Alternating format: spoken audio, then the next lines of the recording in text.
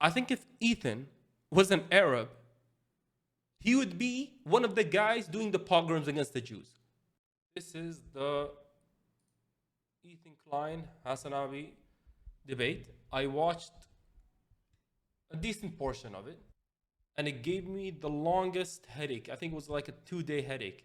This was so bad for anyone's brain to watch. But I think there's some interesting things that we should go over. So let me give you guys a bit of background about this, okay?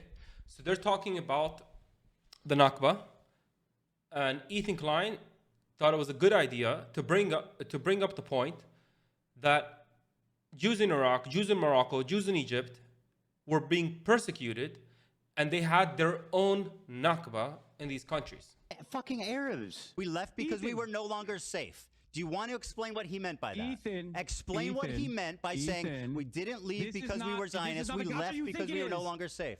And now explain what he means by that. We did not leave Iraq because we were Zionists. We left because we were no longer safe. Iraqis are not Palestinian. You fucking Marxist piece of shit. What?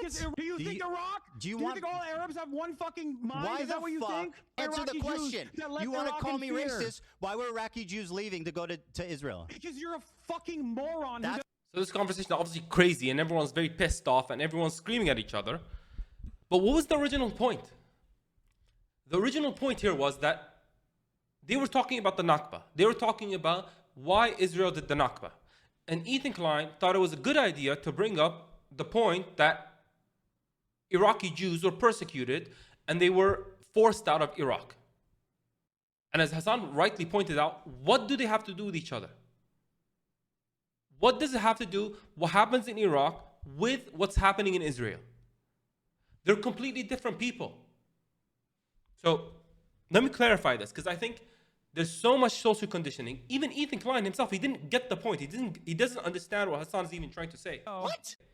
He doesn't get it. It's like, what are you talking about? Like, I'm making so much logical sense. This is history. Fucking Arabs. No, you idiot. It's not. So let me just put some ground rules here. Before I go any further, I want to put some ground rules, okay? What happened in Iraq, what happened in Morocco, what happened in Egypt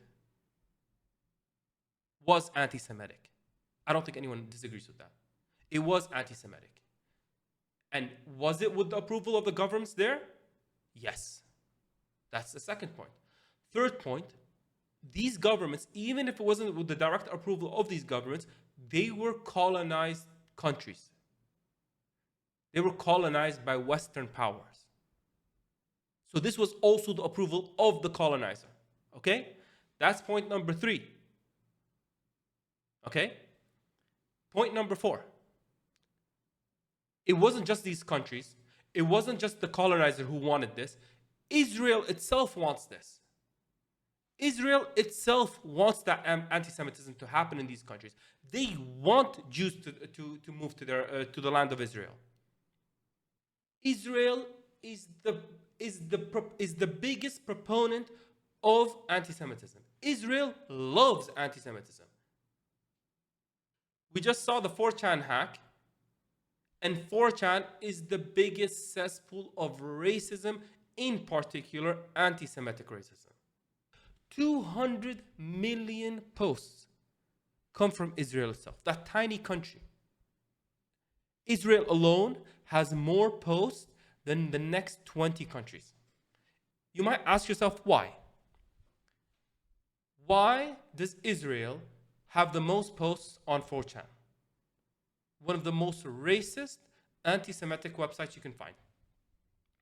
And it's because, as I said, they want anti-Semitism to happen around the globe. Why? So Jews can go back to Israel. Or not even go back to Israel. Sorry, that's a mistake. Like, some of the Jews have been living in, let's say, Iraq, in Yemen for thousands of years. So these are the 4 main points. 4 main points, okay? So now, Ethan Klein himself said something. And it's a bit odd that how he doesn't notice the conundrum here. Jews have been living there, and it was considered a safe haven from the pogroms in Russia, for Europe generally, for the last millenniums, the last 2 millenniums. So they've been living in Iraq for 2,000 years. I wonder what happened in 1950s that suddenly made Muslims turn against Jews. And it's wrong. It's wrong. It's absolutely wrong. You shouldn't be doing pogroms. You shouldn't be hurting people in Israel. Sorry, you shouldn't be hurting people in Iraq, in Yemen, for the actions of people in Israel. So that makes sense, right? It makes sense. But this point is lost on Ethan. This point is lost on Ethan, and that's what Hasan is trying to explain. He's saying, what do Palestinians have to do with the anti-Semitic actions in Iraq? That's the exact same point. If you can understand that the pogroms or the attacks against Jews in Iraq was anti-Semitic, and the Jews in Israel have nothing to do with the Jews in Iraq, you can also understand the point that the Palestinians who are facing a much harsher reality, the Nakba is a much harsher reality. The Palestinians have nothing to do with the Arabs in Iraq. You know, it's for me watching this, I watched some of the debate, but for me it was so insane. It's so insane. You know, if Ethan, the thing is, and I'll say this, I think very clearly and confidently. What? Ethan. I want to do propaganda, remember? Ethan. Hasan, please, calm down. You're getting worked up. I don't know why you're behaving in such a childish manner. Ethan, I don't think you want to go down this route. Referencing is from the Iron Wall. I'm surprised he didn't get called out on this in the debate. This guy has Tourette's, okay? And it's a disability. And it's one of the disabilities that is so out there. It's prone to having people make fun of it. And it's one of the reasons, it's one of the main disabilities that people are ableist towards. They start laughing at it, and it's not cool. It's absolutely not cool. So you, as a person with Tourette's, should be very understanding that you being ableist like this, making fun of a stutter, making fun of people in this manner, is so ridiculous. It is so ridiculous. You should be at the level of understanding far above anyone else. Why? Because you have Tourette's. So you understand what it feels like. So you making fun of people, so you being ableist is so ridiculous. And then on top of that, so that's strike one. Strike two, it was the Arabs. The anti-Semitism is because of the Arabs. F-word Arabs. That's strike two. And then we obviously have seen his 15-minute 8-minute compilation of saying the N-word. You know, at some point, we need to ask ourselves, this guy is just an outright racist, right? Ethan, wake up. Look, Ethan, chill out. Chill out. Wakey, Ethan. It's not cool what you're doing. Wake up, Ethan. You're being an idiot. And actively supporting a genocide. And now you're being a full-blown racist, mask-off racist. Ethan, wake up. With that all said,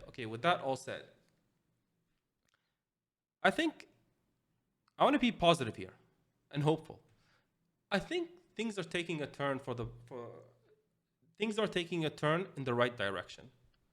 You see Ethan Klein's commentary? The thing is, 5, 10 years ago, 15 years ago, on the internet, this was common knowledge. This is something that you could not even debate. Arabs deserve the Nakba because they kicked out Jews out of Iraq.